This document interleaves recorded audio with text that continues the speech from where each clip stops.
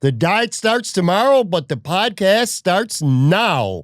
What's up, everybody? Welcome to episode 1121, Talking Buffalo, your weekday daily driver for Buffalo Sports Talk and more. My name is Patrick Moran. Thank you so much for watching the show, for listening, however you consume Talking Buffalo.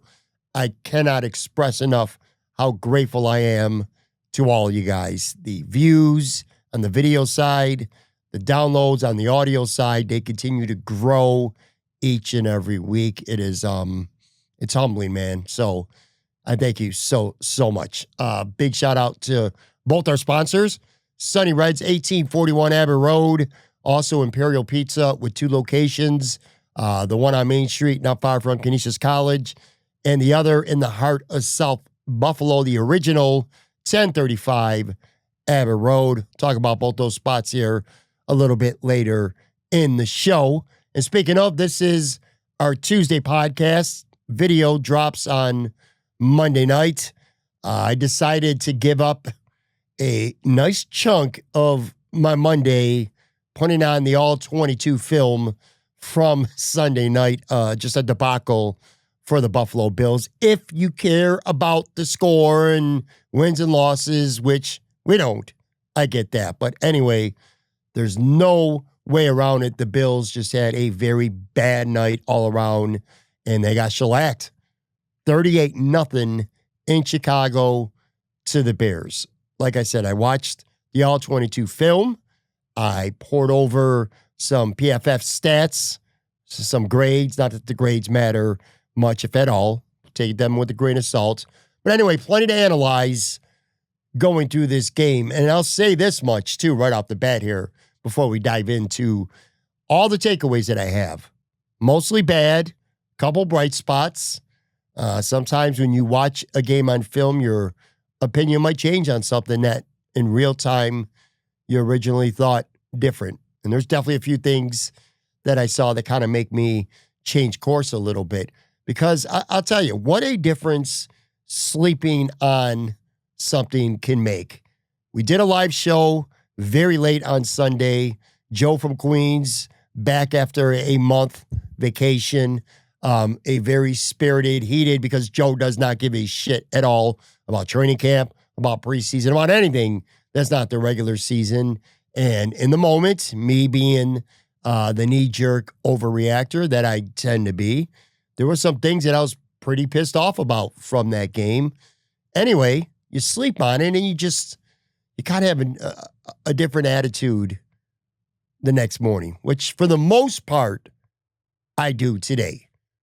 A lot more heated last night over what's essentially a meaningless, for the most part anyway, preseason game than I needed it to be. So much more calm and measured with this episode today. But I will say there are some things that I still see that are incredibly concerning. There are a few players that have, I think, played their way off this roster. I think there's a few players that have improved their stock. I think there is, for sure, one position, which we're obviously going to talk about here in just a minute, and maybe a couple of others that there is, I think, at this point, legitimate cause to be maybe not panicked, but certainly concerned about. But I'll start by saying this. The biggest takeaway, especially after watching this back on the All-22, and also just getting a vibe for the field, the game, all that stuff, my biggest takeaway is that it was very obvious that the Chicago Bears really wanted to win this football game. And that's not to say that the Bills didn't want to win. It's not to say that Sean McDermott didn't care about winning this football game. It was just clear to me Chicago wanted this game more. They wanted it a lot more than Buffalo. So I won't worry about most of the ugliness from Sunday night. You look at the Chicago Bears right now. They got a first-year, very highly coveted head coach in Ben Johnson. You know, they got the second-year quarterback in Caleb Williams, who was the top overall pick last year. They really want to get some symmetry going early on and look good here in the preseason. And I can understand that from their point of view. You know, they're at home. They're playing at Soldier Field. It's Sunday night football. Preseason or not, it's still Sunday Night Football. It's in Chicago. Again, you got a quarterback who desperately wants to get better, a head coach who wants to make a really good first impression on these fans. There was clearly, and I mean clearly, a much bigger sense of urgency for Chicago to look good than Buffalo. And I do think that's important to point out before anything else. Chicago played a good majority of their starters for this game. Obviously, the Bills did not at all. In fact, Cole Bishop was the only guy who's probably going to see the first snap on offense or defense of the season. And I say probably, not certainly at this point, that started this game for the Bills. And he only played 12 snaps. So obviously there was not that sense of urgency, and it's not what Sean McDermott was looking to get out of this football game right now. And it also felt pretty clear to me that Chicago had at least, we'll say, some semblance of a game plan, like a game-specific plan for this football game, whereas it could not be more obvious that the Buffalo Bills did not. It was vanilla as it gets for the Bills, and that's not a complaint. Not a complaint at all. I'm not going to be a hypocrite. I said, I was tweeting it out before the game. I was on social media. If I'm Sean McDermott, I'm not playing any of my starters. And he pretty much didn't. So not going to complain about that. Not going to complain about the score, any of that stuff. I'll say this. On Monday, as we record this, I'm recording this late Monday afternoon. I can guarantee you, Sean McDermott ain't happy right now about what he saw from his football team on Sunday night. And I don't give a shit if it's the second team or the third team, combination of both. I can guarantee you Sean McDermott is not a happy camper right now on Monday morning, Monday afternoon.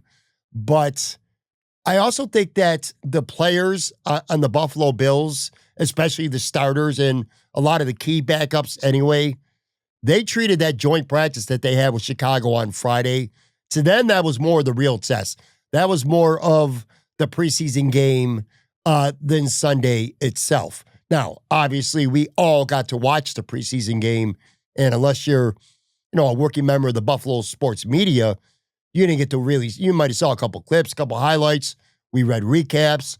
We watched podcast reports from that scrimmage, but we didn't get to see that with our own eyes. But by all accounts, the intensity was really cranked up for the Bills. A lot of enthusiasm, a lot of physicality on both teams, specifically from Buffalo. But my point is that it was the fact they treated Friday. That was get our work in, and that's what we're going to do. Like, that's our primary focus of the Chicago trip, which, by the way, by the time they played on Sunday, I believe they got there on Thursday. So Thursday, Friday, Saturday, that was their fourth day in Chicago. And again, Buffalo didn't come in with any kind of game plan at all. And more importantly, and I thought this was pretty obvious when you watched it on TV Sunday night, they just didn't have any energy. I mean, obviously it shows. You can see it on the broadcast. The crowd's going. The Bears are enthusiastic. They're running around. A lot of enthusiasm. Whereas with the Bills, it was like there were borderline zombies out there.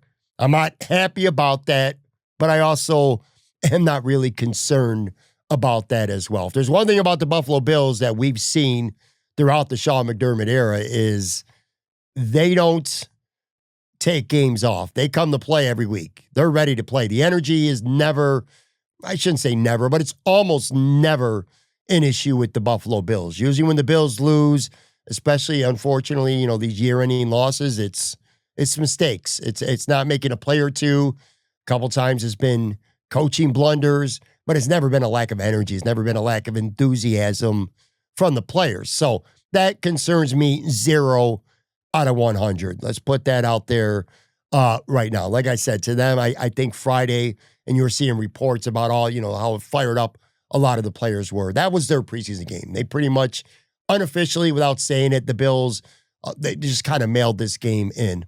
The only thing that ultimately matters when you have a preseason game is injuries. And it looks like Jordan Hancock, who got a scare with the shoulder, it looks like, at least according to him after the game and not hearing any reports late into Monday here, looks like he escaped at least getting a significant injury. So that is good news. But yeah, man, one team clearly was looking to go out there and impress more than the other. I mean, you'd have to be blind to not see that. And like I said, I would not on this Monday as I'm recording this podcast. I don't think it's going to be a very fun Monday for a lot of players or on that football team that are in film room and doing workouts and stuff like that. Knowing Sean McDermott is probably, preseason or not, his ass is pissed off and he's probably on the warpath. Let's get into one topic here before we take any breaks. It's the most glaring thing. I am not telling you something that you don't know. You don't need to be a film guru. You don't need to be an expert. You don't need to be a professional sports media member. You don't need to be a content creator. You could be the most casualist of fan, and even you would see this. Safety is absolutely a legitimate concern for the Buffalo Bills. I think it is the biggest concern on this team, and I think it is by far the biggest concern on this team. Like whatever is in second place, and maybe I'll talk about that on the show with Matt Warren tomorrow, other concerns beyond safety, but whatever it is a gaping difference between safety and the next best thing. So Cole Bishop returns. He's been out since training camp. I remember I was at practice when he pulled a quad or whatever he did. It was a quad injury. He returned to practice that day, but he didn't actually participate after that, and then he would sit out for, a week and a half or whatever. He gets his first action of the preseason. He was on a snap count. He played 12 snaps, and he did absolutely nothing to make anybody, including Sean McDermott, feel good about him either. And I'll also say this has got nothing to do with film, but we're still doing a takeaway show here today. Maybe something that I took away bigger or more so than anything that happened during the game was after the game when Sean McDermott was asked about Cole Bishop. And I'm paraphrasing a little bit here, but he alluded to the fact that we need to watch the film and we'll see what's out there. Like that kind of alludes to, is there going to be some outside help coming to this football team? I just found that really telling, pretty blunt from Sean McDermott. So you could tell he does not feel good about that position. He does not feel good about Cole Bishop specifically. And I kind of had that sense before this game, and now I really, really had that sense. It was a bad night for him. Zacchaeus, the wide receiver from Chicago, man, he looked like he was going outside, and Cole Bishop lines up with outside leverage, and you can see on the film, he's outside of the shoulder of the receiver. I think he's supposed to have a little bit of help anyway on the inside. But anyway, Carl Jones from Channel 4 did such a tremendous job on Twitter. You should follow him, by the way, of pointing out this play specifically. And Bishop just loses that leverage. Like he took the bait, and then he takes a really bad angle. He can't catch up, and he gets smoked for the touchdown. And that was a concern. And I want to ask you an honest question, folks. Let me ask you an honest question. Be honest with yourself at this point right now. And I want to be clear. This is not me saying that I am writing Cole Bishop off. This is not me saying that I think Cole Bishop is a bust. This is not me saying that I think Cole Bishop is well on his way to being a bust. But here we are. We're almost through the preseason, and this is Cole Bishop's second year. And the question that I have for you is this. Honestly, other than being a second-round pick that the Bills, and we watched embedded afterwards, that they apparently were very, very high on, what has Cole Bishop showed you at any point since becoming a Buffalo Bill that would generate any real confidence for you? Any. Going back to day one of training camp as a rookie. He's been hurt multiple times. Sean McDermott has spoken about him being kind of behind multiple times. He couldn't get on the field last year ahead of DeMar Hamlin. He got forced into the lineup because of injuries in Houston early last year, and he was a disaster. In fairness, he really got thrown into the fire that game. Came back later in the season with more injuries and started the rest of the way. I would say at best, and I mean at best, a mixed bag. He wasn't a brutal liability out there for the Bills, but I didn't see him out there being an asset either. So going into training camp this summer, a lot of people very high on Cole Bishop. By all accounts, he had a pretty good spring. I remember Joe Buscaglia talking about just the communication factor, that he looked like a different player, more confident, communicating better with Taylor Rapp and his teammates. But still, that wasn't football. It was basically workouts at OTA. We get to training camp, I have a watchful eye on him every single time I'm out there. And again, I didn't see him play bad per se, but I also didn't see him out there being a, even a potential playmaking safety. Just, he was fine. He was okay. But then he gets banged up again. Sets him back again. Gets back on the field this Sunday. And again, 12 plays, multiple mistakes, disastrous. So what have we seen from Cole Bishop through this point of his career that generates any real confidence? I'm struggling. I'm legitimately struggling to see it. If this guy was a 5th or 6th round pick, you'd be talking about cutting him right now. He'd be Balin Spector. Kind of like that. Sort of. A Balin Spector type. I feel like he'd be in that conversation for, maybe you move on for Cole Bishop. So, I don't know. It's concerning to me. But the bigger problem is Damar Hamlin's no better. And probably even worse. He had another awful tackle attempt on that touchdown, and he whiffed. And this is now back-to-back weeks where he has looked completely foolish in open space on plays. Last week, it was Washington from the Giants who almost broke his ankles, like in a phone book along the sidelines, too. It wasn't even in the middle of the open field. It was along the sidelines. Embarrassing. He's looked really bad in a couple of tackle whiffs as well. So, I don't know. Athletically, it looks like Damar Hamlin is running around with cement in his feet. Let's just say what it is. And people are going to clamor more and more for Jordan Hancock, the rookie. Trust me, I get it. I'm all about that, man. I like that kid. He looked really good. But you get a strong sense that unless he absolutely has to, Sean ain't going that route. Certainly not early in his rookie season. The guy hasn't even played a lot of safety. Not even college did he play a lot of safety. So, I don't know, man. It comes right now back to what it was last year. Damar Hamlin and it's Cole Bishop. It's the high floor and the low ceiling guy in Damar Hamlin versus the low floor and the high ceiling, dilemma with Cole Bishop. You know who Damar Hamlin is. You know what you're getting. You know exactly what he's going to do well. You know exactly what he's not going to do well. And I don't think that changes from last year to this year or any year in the future because he is for the most part, a pretty damn smart football player, pretty fundamentally sound. Although, again, he's looked embarrassingly bad on a couple plays this preseason, and he lacks the athleticism. We all know that about Damar Hamlin. That's not going to change. Bishop's the wild card right now because he's far more athletic. He's far more capable of making those plays that Damar Hamlin's not going to make, but he's also more capable of blowing coverages really badly, making bad mistakes, really bad angles, like we saw this Sunday night, and that could be very, very costly. Now, I know Justin Simmons is out there, but the Bills are cash-strapped. Never say never. I understand how it works.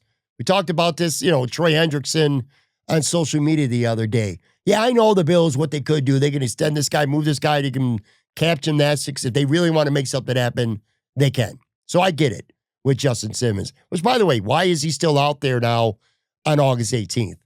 Doesn't that make you think a little bit? Are we thinking about the name? Are we thinking about the past more than we're thinking about the present when it comes to Justin Simmons? Again, I'm not saying it can't happen. I'm not even close to saying that. I'd be surprised. But then again, who knows? It's clear as day. Like I said, Sean McDermott is not happy with Cole Bishop's health and how he's looked, or both of them. If Simmons has anything left in the tank, should it be explored? Yeah, absolutely, yes, it should be.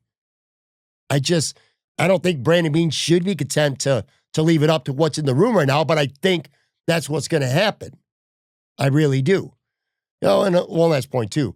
How foolish in hindsight was it for the Bills to sign Derek Forrest and thinking, like we all did, I know I did, that he was going to be very much in this mix, that it was going to be a safety, a battle to see who emerges. Well, Derek Forrest has never materialized with him at any point. Even with all these injuries and bad play from Hamlin, you're not seeing any Derek Forrest, not for any meaningful snaps anyways. So, I don't know, man.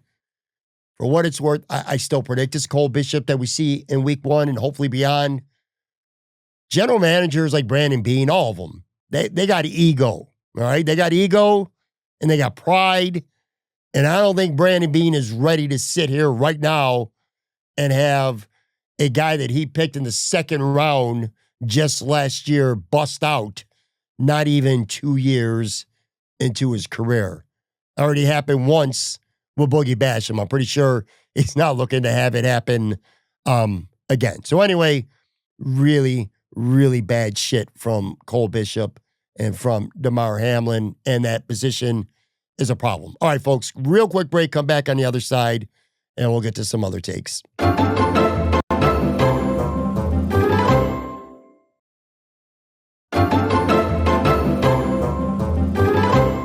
All right, back here, and I am going over some of my biggest takeaways from the Bills Sunday night, 38-0 shellacking at the Chicago Bears. We watched the All-22 for a nice chunk of Monday. Here's a bonus take. I don't think you need to watch the All-22. There really wasn't too much that you saw on film that you couldn't have just watched on the broadcast and come to the same conclusion. A lot of my takes that I have today are exactly the way I felt last night. Maybe I'm just a little less emotional and heated about some of what I saw. Buffalo Joe Andreessen, he continues to struggle badly in pass coverage.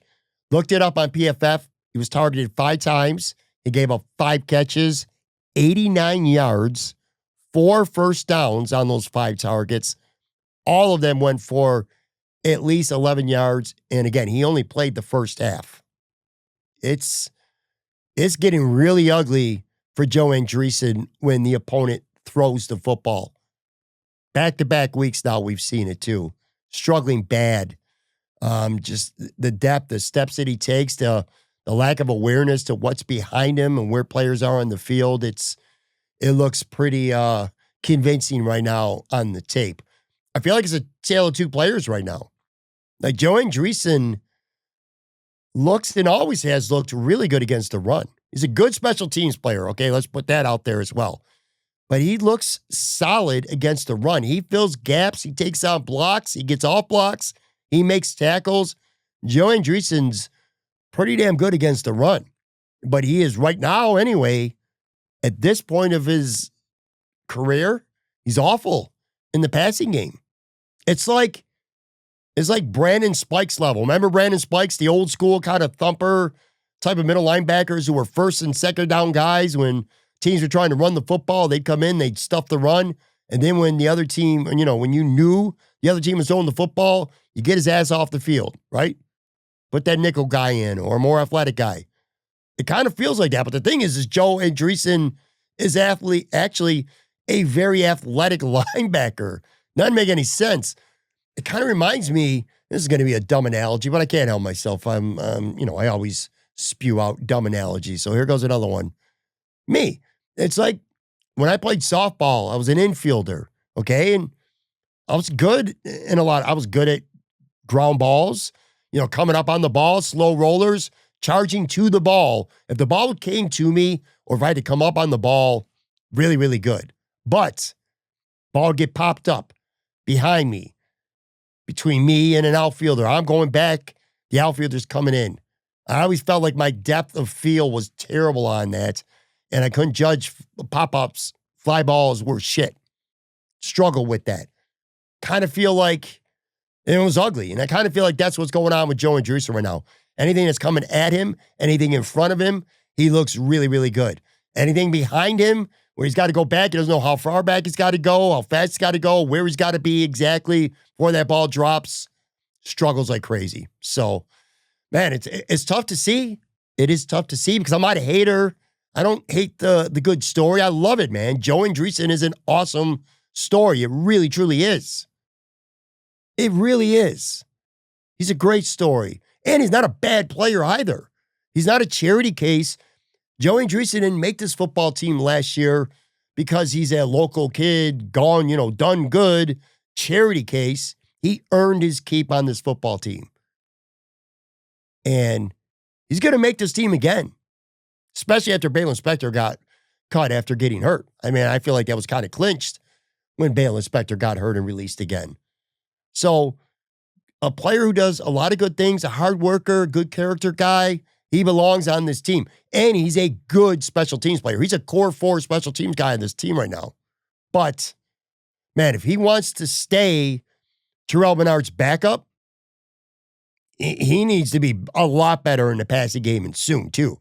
Because if he's not, and Terrell Bernard gets hurt during the season and Joe Andreessen's got to play, you don't think offensive coordinators around the NFL have identified that Joe Andreessen struggles mightily in pass defense right now? They're going to go after him every single play. So he's going to have to improve. I also think Shaq Thompson, by the way, who's been hurt, but he's getting close to coming back. I think he makes the team. I think both of them make the team.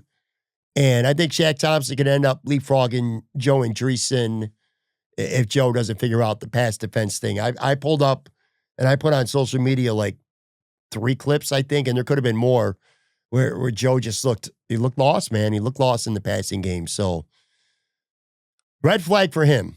3 guys that I really thought hurt their stock with this football game. I'm going to start with Mike White. I think at this point, the QB2 competition is unofficially over.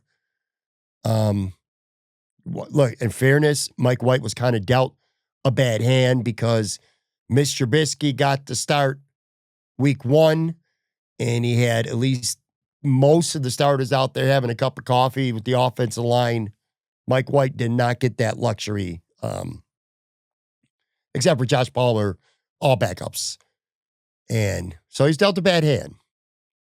And he also spent part of his time going against the number 1 defense for Chicago. So he had the Bills backups going against the number 1 defense for Chicago. That said, there were opportunities for him to make plays. One time he held the ball too long and he took a sack. That was on him. Other times he was pressured, didn't really have an opportunity or nobody was open. That's not on him. But there were opportunities. And when there were 2 specifically, he just completely blew it. He had a terrible ball to Elijah Moore on the left sideline, inexcusable bad throw. And then later on, he missed Tyrell Shaver's deep right, which would have been a touchdown if it would have been, it wasn't an awful throw, but if it's a good throw, it's probably a touchdown. Both of those were in the second quarter against the Chicago Bears second team. So my mindset is this: if you want to unseat the incumbent in a race, you have to be better than him. And I don't think he's been better than Mitch Trubisky. I am far from being in love with Mitch Trubisky, who was just on Sunday, but he has that experience, and I don't see Mike White overtaking him at this point. And it's not just Sunday for Mike White, by the way. He's been struggling for a while. You kind of even saw it at camp. And it's weird, too, because at times he looked really good at camp, but then you also say, you're not touching the quarterback. He doesn't have to worry about getting sacked. He doesn't worry about getting rid of the ball quick or any of that stuff. It just seems like when the bullets are live, I don't want to say he gets panicky, but I don't know. It just doesn't feel as composed and poised compared to Mitch Trubisky. So I really think he probably played himself off this team in Chicago. Elijah Moore, I just mentioned him. Another, not a good night for him, man. 2 drops. One of them was on a screen pass. Just, you can't drop that ball. Another one hit him in the hand. Both of them hit him in his hands, and he dropped them. He's done nothing. Look, Elijah Moore's done nothing all summer. It's a real dilemma when it comes to him right now, because it feels like if they're only keeping 5 receivers, and if you're going to count Curtis Samuel, who should, I think he's going to return this week. He's been practicing limited. I think he did some work during the joint practice on Friday. I would expect him back this week. If he's back and if he's good to go, I think he's making this football team. His salary cap hit would be enormously big to move on from. So if he's not started the year on IR and he's coming back this week, he's on this team. And Tyrell Shavers, to me, has clearly outperformed Elijah Moore, not just this preseason in 2 games, but I feel like all throughout training camp as well. And then you add the fact that Shavers also has special team value, while Elijah Moore, unless you make him potentially a kick returner, he basically doesn't have any. But you look at it the other way. Elijah Moore has somewhat proven, NFL production, where Tyrell Shavers doesn't. Not really anyway. And Moore's guaranteed $2.5 million. He's also probably the best slot option right now behind Khalil Shakir, though maybe you could say the same about Curtis Samuel. I don't know. But Samuel being hurt has really muddied up this entire group. So anyway, I don't know if Elijah Moore makes his team or not. I do know that he's not helping his cause with what we're seeing. He's certainly not doing himself any favors with 2 drops in this football game. But anyways, I'm not sure if Shavers gets cut. And if he does get cut, I'm not sure that he clears waivers. It's going to be really interesting. But like I said, Moore's doing 0 to help his case. Now, could the Bills keep 6 receivers and both Moore and Shavers make the team? Sure, that's possible. But I think the Bills will keep 6 receivers. However, one of them is a guy that we'll hit on in just a second. So anyway, Elijah Moore did nothing in this game to help himself, and neither did Dane Jackson. Dane Jackson got beat for a touchdown again by Tyler Scott. Just does not look good in either preseason game, folks. Not at all. He only had a 30 PFF grade, played 44 snaps on Sunday. And again, I know I throw out PFF grades and take that with a grain of salt because a lot of people will say they mean nothing. But again, he didn't play good. Let's just put it that way. I think it's Dane Jackson or Jamarcus Ingram that make this team.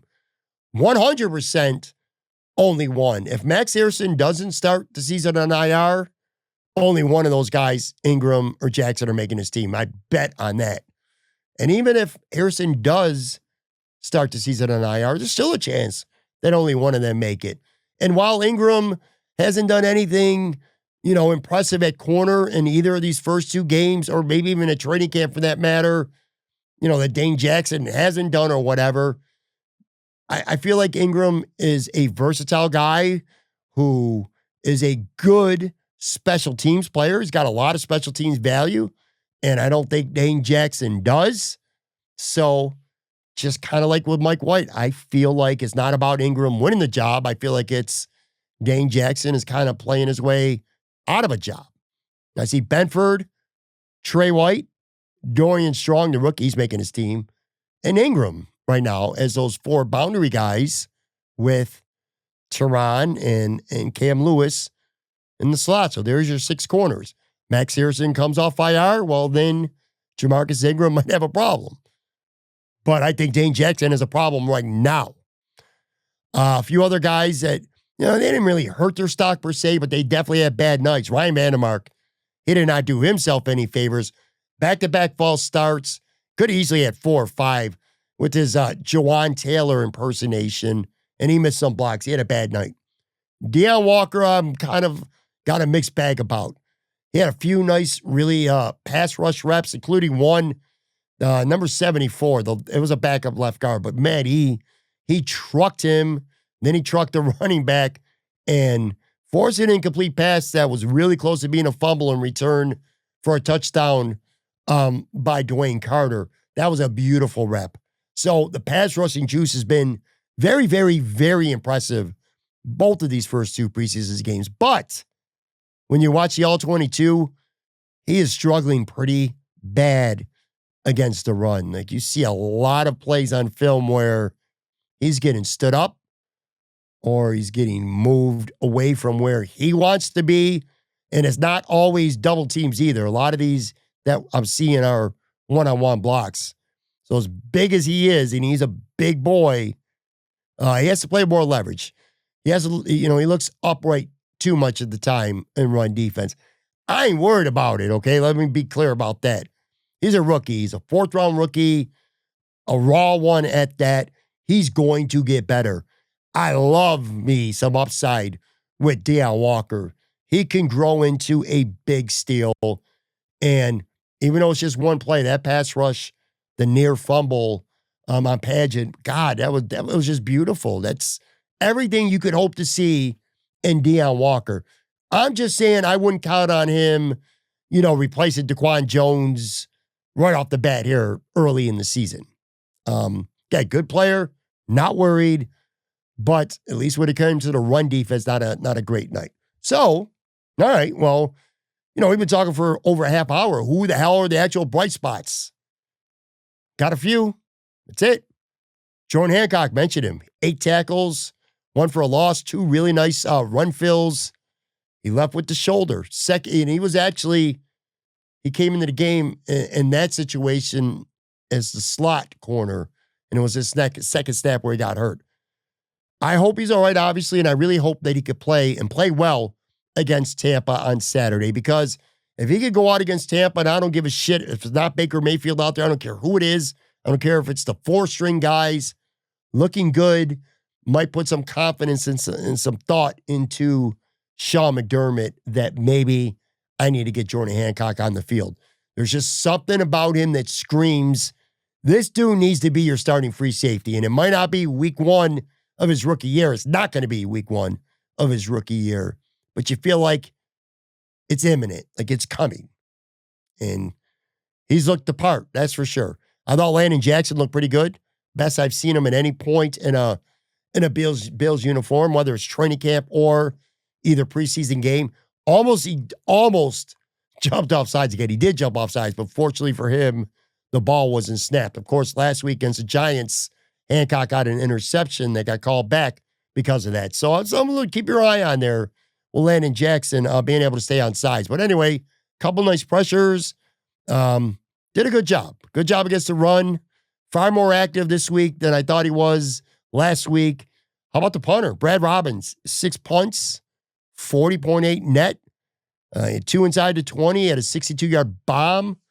I think he's strengthened his case for being to not be scouring the waiver wire after cutdown day. He's been the only punter since day 1 of camp, but they have said that, doesn't mean his job is safe, that they're always looking. And maybe then they still are looking, but he's really helping his cause. And then the last guy, Shavers, like I said, he had a nice catch, a little bit of a better throw. He probably has a touchdown in this game as well. I just think he's continuing to help himself. I really do. Who else is there? Frank Gore, kind of a mixed bag. Ran the ball well. I think he had 81 yards, 12 touches, but he fumbled. That can't happen. So kind of good and bad for him. And my opinion hasn't changed. He's not making this team as long as the top 3 guys stay healthy. You hope that he can get back to the practice squad, because I do have a sense of confidence that he could do some good things on this football field. Cedric Green, veteran, started at center. Thought he was all right. Chase Lunt, I'll tell you what, 6th-round pick, couple struggles on a few reps, but he also did some good things. Also played some guard in this football game. I think he's making himself a case here to make this football team. And if he doesn't, offensive linemen are not easy to come by for some teams. It's a good chance someone might pick him up. Brandon Codrington, not a good day. Played some slot corner. I think he showed you that he's not an NFL caliber slot corner. There was one play where he was on DJ Moore. I'm like, what the hell is going on? That's when nothing screams, this is preseason football. One team wants it a lot more than the other, when it's DJ Moore on one side being guarded by Brandon Codrington. So I don't know, man. It comes down to how the Bills feel about him as the primary returner, because you're not seeing anything from him at corner. And last thing, special teams. I think special teams matter, okay? I think it's often a glimpse into who makes the football team. I'm talking about like the first punt, the first kickoff, the first kickoff return, the first punt return. You look at those formations and who's out there. And I think that's typically a pretty decent sign for where the team is thinking with guys who are going to contribute and add value on special teams. Now, I looked at the kickoff team to start the game on film, and I'll read it off to you real quick. This is from the left sideline to the right. Dorian Strong, Laviska Shenault, Javon Sullivan, Olafosio, Joe Andreessen, Ray Davis, Dorian Williams, AJ Epinesa, Jordan Hancock, Jamarcus Ingram. So that's 10 plus the kicker, of course. I feel like all but Olafosio felt like he belonged out there. Like I could see if healthy that it would probably be Shaq Thompson out there on special teams in that spot. But the one that stuck out to me is Shenault. So Chenault's on that first rep.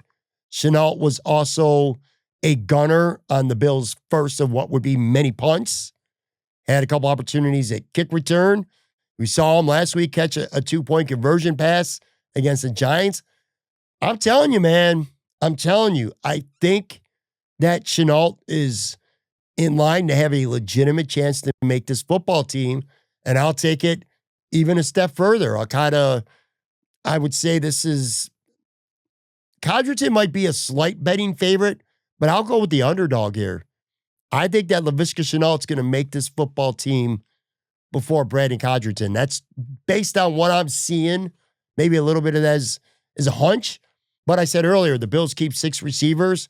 I could see that 6th receiver being Laviska Shenault because of what he's bringing here at special teams.